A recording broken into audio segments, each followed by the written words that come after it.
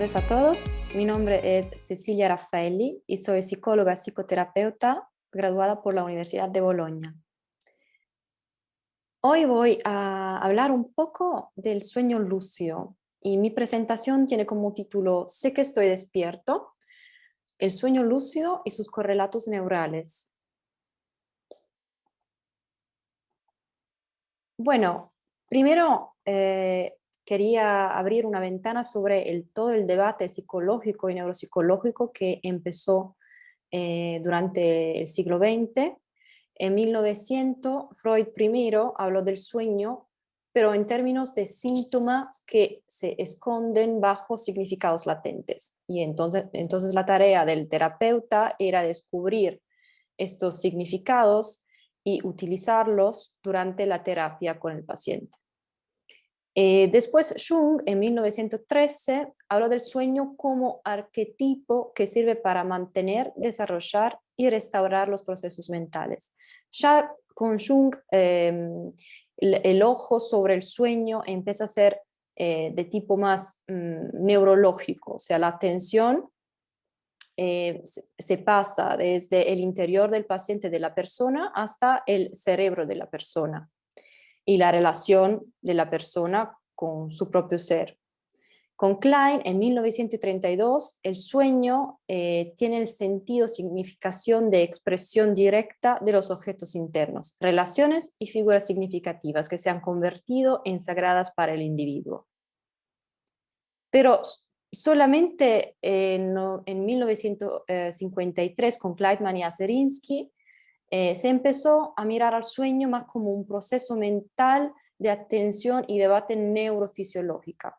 Y ellos primeros descubrieron el sueño REM, o sea, una fase durante el sueño en la cual ocurre atonía muscular, disminución del control de las funciones vegetativas y movimientos oculares rápidos, que llamaron REM. Y en 1991, Smith y Lab se cuestionaron sobre el significado del sueño REM, o sea, qué papel tiene el sueño REM en la vida de cada persona. El sueño REM tiene el papel fundamental del desarrollo del sistema nervioso, en la plasticidad cerebral, en la consolidación de la memoria, también la entendemos como filtro de memoria relevante para el individuo y el mantenimiento de la homeostasis.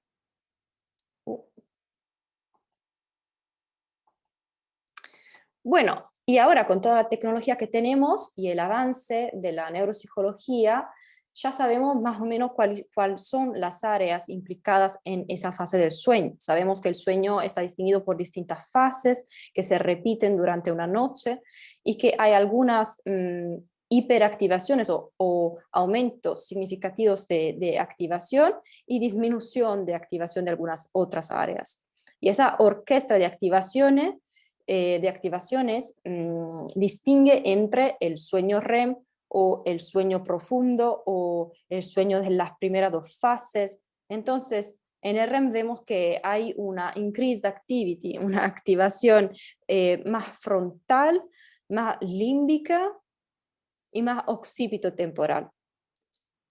Y eso fue en literatura interpretados como el córtex motor y occipito temporal. Esa activación significa que durante esa fase hay una actividad onírica intensa, que también puede pasar en otras fases, pero es solamente en la fase REM que tenemos los sueños con una narrativa y, más largos que en otras fases. Y yo quise hablar como, bueno, una primera definición de sueños lúcidos la quise presentar por Descartes, aunque no esté, bueno, aunque ya lo veremos, el sueño lúcido existía en otras partes del mundo, ya se hablaba de sueños lúcidos, ya se utilizaban hasta en un setting clínico.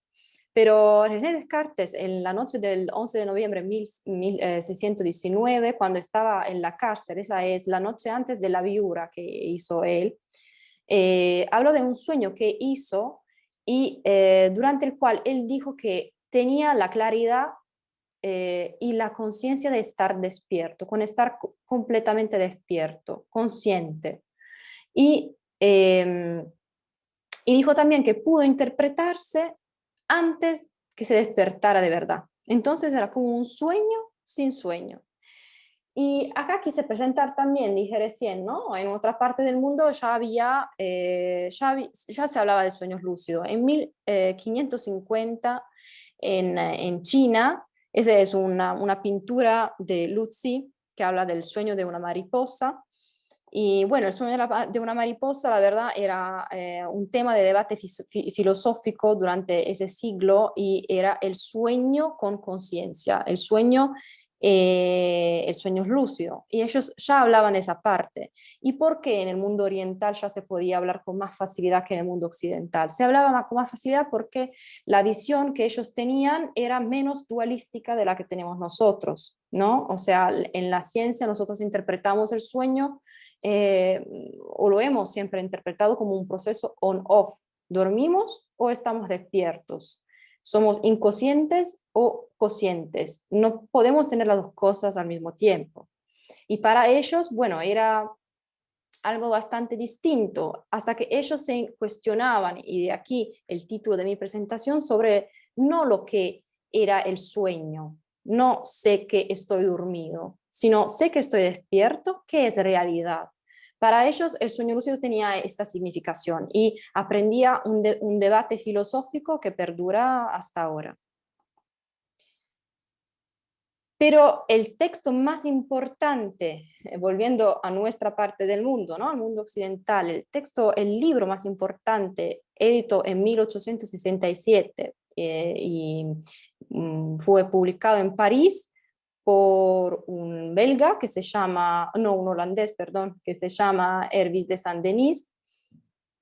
Y él coleccionó todos los sueños que hice. Ese es un diario de sueño, que es una técnica en psicoterapia que sigue siendo una de las más importantes. Y eso es la colección de varios sueños y muchos de esos sueños son sueños lúcidos. Entonces el título es El sueño, los sueños y la manera de dirigirlos. Hervé de Saint-Denis, a la final del libro, escribe un decálogo de reglas para controlar sus sueños y dice que los sueños más vívidos, más intensos y más bellos, en plan de emociones positivas, que él pudo describir en ese libro, han sido sueños lúcidos.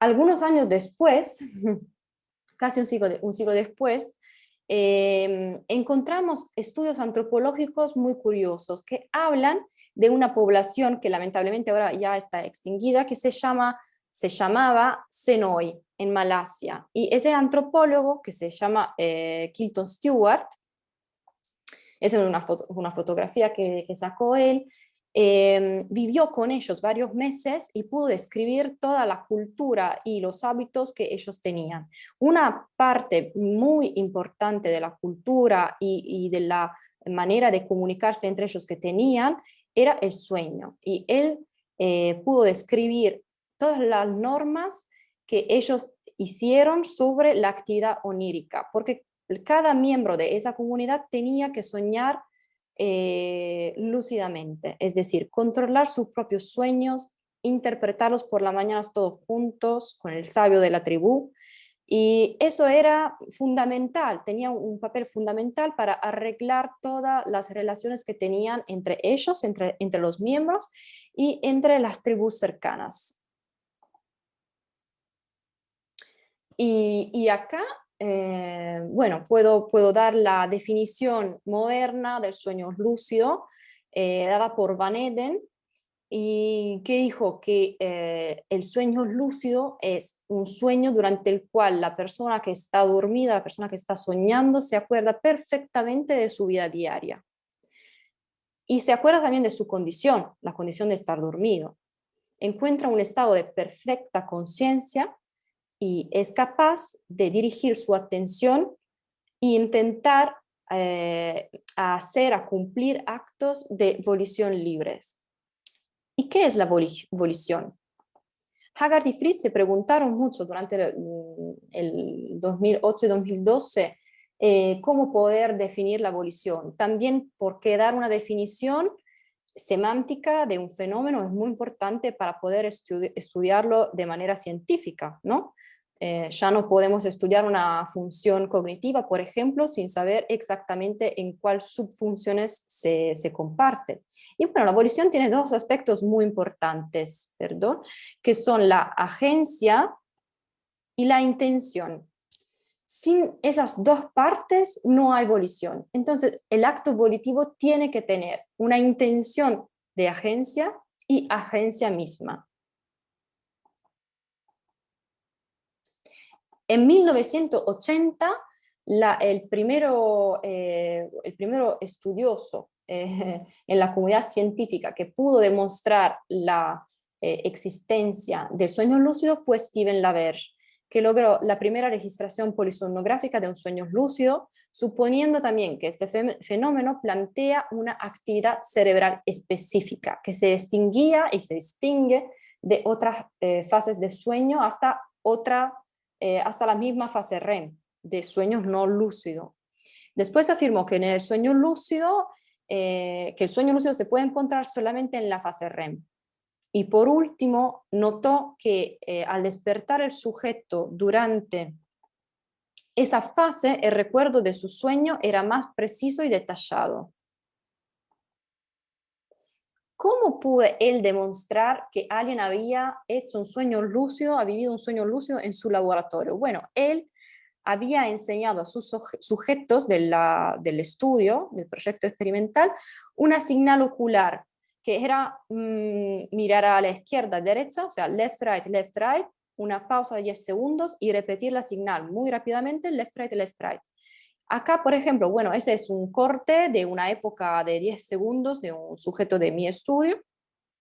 A la izquierda podemos ver los movimientos oculares de un REM tónico, o sea, una fase REM sin sueño lúcido, la actividad encefalográfica, acá en negro, y la actividad muscular. Vemos que el sujeto está en una fase REM, porque hay atonía muscular, hay movimientos oculares rápidos y casuales, y hay una actividad encefálica que es la actividad que encontramos durante la fase REM. Acá a la derecha encontramos ya como primer aspecto bien que se distingue por la imagen de la izquierda, movimientos raros. Parecen movimientos que el sujeto pudo elegir, pudo dirigir. Esa es la señal ocular que nosotros habíamos enseñado a los sujetos y que tenían que enviarnos cada vez que se encontraban en un sueño lúcido y se acordaban que tenían que enviarnos la señal ocular. Todos los otros parámetros tenían que ser los parámetros típicos de la fase REM, es decir, atonía muscular, actividad encefálica típica de la fase REM. Entonces, de acá nace nuestra hipótesis, perdone, que se apoya a la literatura que ya había, porque el sueño lúcido a partir de los años 2000 comenzó a ser un tema de interés científico, primero por lo que pasaba al cerebro durante esa fase, o sea, cuáles son las áreas implicadas en ese fenómeno. Y la literatura que hemos encontrado sugería que la superfunción cognitiva más implicada en el fenómeno era la metacognición, ¿no? Que también tiene que ver con la volición. Sé que soy, sé que estoy aquí en ese momento y puedo dirigir mi acción, puedo con volición hacer algo. Entonces nosotros hemos hipotizado que el sueño lúcido, la fase de REM lúcido, tenía una actividad cerebral diferente a la fase de REM no lúcido, que hemos llamado tonic REM. Investigando esa diferencia entre distintas bandas de frecuencia, teta de 4,8 Hz, alfa 8,12 Hz y gamma 35 y 40 Hz. Esperando, como nos sugería la literatura, que algo tenía que pasar en las áreas implicadas en la metacognición.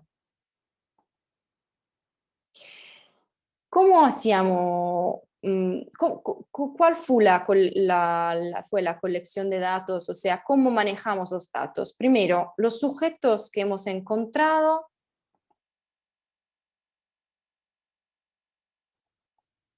Ay, perdón, es que se saltan las slides.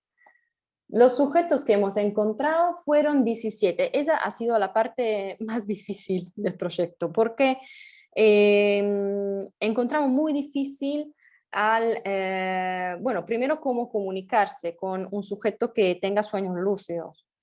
Y después el voluntario tenía que tener un buen control de los sueños lúcidos, porque tenía que aprender él mismo a enviarnos la señal ocular. Entonces pudimos encontrar a 17 de ellos en 5 distintos países.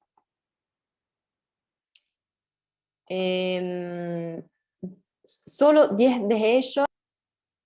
A todos los voluntarios hemos preguntado de compilar el Dream Habits Questionnaire para entender un poco la calidad de sueño que ellos tenían y también la cantidad de sueños lúcidos que podían tener. Y eso fue el asunto de la Lucid Scale de voz. Cada voluntario se pasó 3 noches en el laboratorio de sueño, en el cual pudimos sacar una registración polisonográfica con alta densidad EEG de más de 200 canales, EMG, EOG, el cardio. Y a cada despertar hemos sacado un Dream Report y una inducción a través de la técnica Wake Back to Bed. Y eso solamente a los voluntarios que no pudieron tener un sueño lúcido naturalmente. Esa técnica de inducción es la técnica describida por LaBerge y es una técnica que básicamente se sirve de la autosugestión. O sea, implicaba un corte de la fase REM, o sea, despertar el sujeto durante una fase REM estable, mediamente entre las 4 y las 5 de la mañana, cuando la fase REM se hace más larga. Preguntar, o sea, despertando durante la fase REM, se podía con más facilidad cortar un sueño, ¿no? Y al sujeto en ese momento preguntábamos, ¿qué estaba soñando? Mejor, ¿qué tenía en tu cabeza cuando yo toqué a la puerta? Y así ellos podían escribir los sueños que tenían y antes de volverse a dormir tenían que autosugestionarse, o sea, repetirse en la cabeza, ahora voy a dormir y voy a recomenzar el sueño que yo recién interrumpí. Y voy a tenerlo conscientemente. Y esa es una técnica que tiene un muy buen éxito. O sea, 80-85% de las personas normalmente pueden tener un sueño lúcido. El software de análisis de datos es Loretta. Bueno, esa es la imagen del dato que nosotros esperábamos ver durante toda la noche y las 3 noches por cada voluntario. Es decir, acá arriba en la línea azul podemos ver a una señal ocular. No está bien clara, pero bueno, es distinguible, diferente por otros movimientos oculares casuales de la fase REM tónica. Nosotros cortábamos a partir de la final de la prima señal y antes del comienzo de la segunda señal. ¿Por qué? Porque nosotros pedíamos con repetir las señales más veces que podían los sujetos. Y eso era importante para nosotros para tener 10 segundos de fase de REM lúcido. Durante esos segundos, entre una señal ocular y la otra, nosotros teníamos la certidumbre que la persona, el sujeto, estaba en una fase de REM lúcido. Entonces estaba dormido, soñando y consciente que estaba soñando. Y los otros parámetros obviamente estaban siempre verificados. Esa es una época de 30 segundos y podemos ver que el sujeto tiene atonía muscular, la actividad encefalográfica es típica de la fase REM y los movimientos oculares son similares a la fase de REM tónico, pero lo que sí no es normal ver es la señal ocular. Y eso significa que el sujeto estaba en una fase de REM lúcido. Bueno, los cortes, ya lo dije, de los segmentos. No sé por qué se me va solo y tan rápido. Bueno, la presentación. Los cortes eran entonces de 10 segundos de épocas. Nosotros quisimos también mirar el sueño lúcido comparado con otras fases del sueño, no solamente el REM tónico. Entonces cortamos 10 segundos también de fase 1, de fase 2, de fase 3 y del REM tónico. La fase de eliminación de artefactos ha sido bastante larga porque, como he dicho antes, nosotros hemos utilizado una polisonografía con más de 200 canales. Entonces ha sido una alta densidad, de consecuencia con mucho ruido, con muchos artefactos. Hicimos una visualización individual siempre con el software Loretta, o sea, en cada sujeto, y una visualización total entre todos los sujetos, todos los REM lúcidos, comparados con todos los REM tónicos de todos los sujetos. Y a la final la parte estadística ha sido por un PERT test, siempre con el software Loretta. Los resultados que hemos obtenido han sido en la análisis whole brain de lucid REM y tonic REM. En la frecuencia gamma no encontramos ninguna significación. En la frecuencia alfa no encontramos ninguna significación tampoco, pero un punto máximo casi significativo con P0,26 en el área de Brodmann 6. Y a la final, en las frecuencias teta, una significación estadística de 0,01 con punto máximo en área de Brodmann 10 derecha. Y esa es la imagen que pudimos sacar con el software Loretta, que permite una visualización también espacial de la actividad cerebral.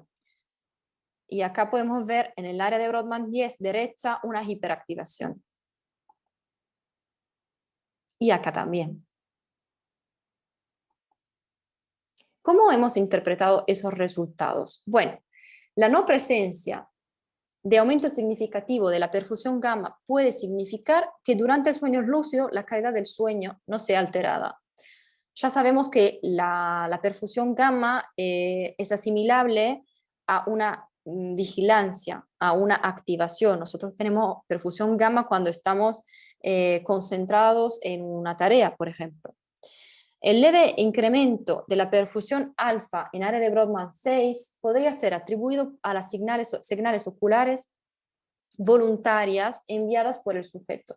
Y ese ha sido interesante también, porque la literatura sugería que en esa área de Brodmann 6 habían todos los movimientos voluntarios, o sea, es un córtex motor muy cerca al control voluntario de los movimientos. Entonces, nosotros hemos pensado que ese incremento podía ser debido por las señales oculares. Entonces, la calidad de sueño no está alterada, las señales oculares tienen un enfoque en el área de Brodmann 6. Y finalmente, el significativo incremento de la perfusión teta en las áreas prefrontales anteriores sugiere la presencia de correlatos neurales comunes a sueños lúcidos y procesos metacognitivos, como lo hemos pensado y como sugería la literatura previa. Bueno, ya ese estudio ha sido ya casi 10 años atrás, entonces en 10 años muchas cosas pasaron en la comunidad científica. El interés sobre ese tema se aprendió y sobre todo se aprendió la esperanza que ese fenómeno podía sugerir algo sobre correlatos neurales de la conciencia, que es un debate muy largo que sigue en la psicología y en la neuropsicología, pero también en los correlatos neurales de algunas condiciones clínicas. Y hay algunos estudios que veremos que hablarán de correlatos neurales similares a algunas condiciones como la narcolepsia, por ejemplo. Pero otra pregunta podría ser, ¿controlar sus sueños puede tener resultados terapéuticos? Bueno, lo primero que nos pasa es pensar a las pesadillas, ¿no? El trastorno de las pesadillas recurrentes. Que sea un trastorno sí mismo o que sea un síntoma, por ejemplo, del trastorno postraumático de estrés. Pero también hay estudios que dicen que puede ser un buen adjunto, una buena ayuda en la terapia metacognitiva y también en la terapia gestáltica. la práctica de sueños lúcidos, pero también en la rehabilitación motora, postraumática o simplemente de deportivos que quieren aprender nuevos movimientos o que tienen que mejorar su performance. Parece, algunos estudios están sugiriendo también que podría ser interesante ver si el sueño lúcido puede tener algunos éxitos terapéuticos en el tratamiento del insomnio, pero también simplemente con la gratificación personal, porque no hay sujeto que diga que haya tenido un sueño lúcido y que diga que es una mala experiencia. O sea, es una experiencia de sueño que puede dejar un despertar muy positivo en cada persona que lo tiene. Ese ha sido un estudio bien largo de 2018 y muy complejo, en el cual encontramos Giulio Tononi, por ejemplo, que miró más profundamente cuáles son las áreas implicadas en el sueño lúcido. Y ellos también encontraron una conexión funcional entre el córtex frontopolar y las áreas asociativas temporoparietal. Entonces, en el frontopolar, por ejemplo, acá vemos que es la parte, una de las áreas más implicadas en el decision making, por ejemplo, en el pensar en el futuro, en el procesar algunos estados internos, por ejemplo, algunas emociones, y también en la memoria de trabajo. Y las áreas temporoparietal tienen a que ver con es lo que más llama la atención, el self-consciousness, o sea, la conciencia sobre sí mismo. Esos son los estudios que hemos encontrado que sugieren una relación entre el sueño lúcido y la narcolepsia. Ellos encontraron que los pacientes con narcolepsia tienen más sueños lúcidos que pacientes con otros trastornos o población sin trastornos. Pero también encontraron que hay algunas áreas que tienen correlatos en el trastorno de la narcolepsia en sí mismo. Entonces, eso habría que estudiarlo más, habría que tener más estudios. Un estudio que sugiere el sueño lúcido como ayuda a manejar el insomnio. Varios estudios que, apoyándose a toda la literatura científica sobre la terapia imaginativa, o sea, imaginar un movimiento cuánto puede mejorar la performance de un deportivo, ya sabemos que es mucho. O sea, imaginar un movimiento es parte del entrenamiento del deportivo. Y esos estudiosos han visto que y soñar lúcidamente este movimiento, o sea, soñar y practicar un movimiento durante sus sueños puede tener efectos en la performance que el deportivo o la persona puede tener después de despierto. Bueno, el sueño lúcido puede ser una ayuda también en la psicoterapia gestáltica o metacognitiva y ser útil en reaccionar a algunos procesos o procesar algunas emociones, y también puede tener un efecto positivo simplemente de gratificación personal, de autoconciencia y de poder despertar. Hay personas que tienen varios problemas a despertarse y bien, entonces puede ser una ayuda también en ese sentido. Bueno, la literatura más importante y que tiene más estudios hasta ahora es seguramente la literatura sobre el tratamiento de las pesadillas recurrentes. Como he dicho antes, cuando es un trastorno en sí mismo, por ejemplo, pensando en los niños, o cuando es un síntoma de otros trastornos. Y acá vemos que la terapia, llamámosla así, del sueño lúcido, tiene un muy buen éxito sobre esa tipología de problemas. Y si pensamos en lo que estamos pasando ahora y que todo el mundo está viviendo ahora, eso deja pensar. Acá quise reportar como último un estudio que es muy reciente porque ha sido publicado, editado en el 8 de enero de este año. Es un estudio muy largo con un campeón una población de más de 5.000 personas que hablaron sobre los hábitos de sueño, cómo cambiaron en esa época de COVID. Y todos reportaron una actividad de pesadillas muy larga con respecto a la vida de antes, a la vida anterior, o simplemente sueños vívidos, pero con aspectos emocionales muy fuertes, muchas veces desagradables, y también un insomnio mayor. Entonces, lo que el mundo nos pide ahora como cientista del sueño y como clínicos es una intervención mirada a mejorar la calidad del sueño con respecto a lo que estamos viviendo ahora. Y yo les agradezco mucho por la atención, espero que hayan entendido todo lo que dije. Y bueno, les deseo una buena seguida con todas las presentaciones, una linda noche también. Hasta pronto.